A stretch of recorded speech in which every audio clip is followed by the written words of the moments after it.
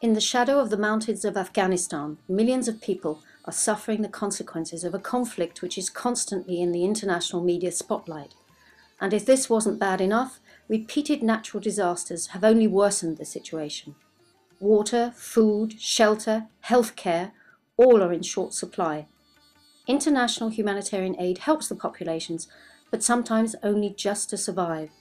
Since 1992, the European Commission Humanitarian Aid Department has been assisting vulnerable populations in Afghanistan by financing projects in all these sectors. Independence, neutrality, relief which targets the most vulnerable no matter who they are, their gender, political convictions and religion are irrelevant.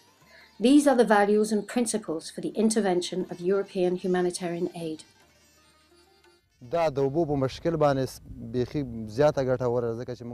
didn't have any access to clean drinking water before, so this hand water pump has solved all our problems.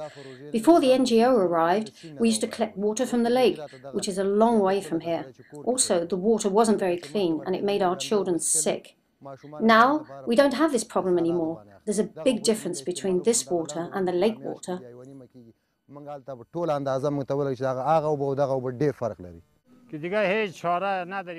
As this area is in a very mountainous region, we have a very hard life with no access to any kind of assistance.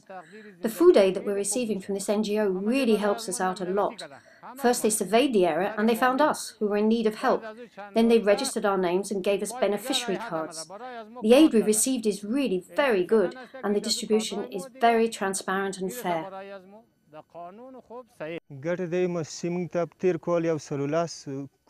They helped us a lot. Last year they resettled and sheltered over 100 families here.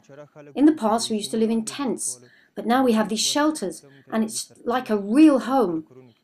If they could also provide us with a clinic and schools for our children, then all our problems would be over.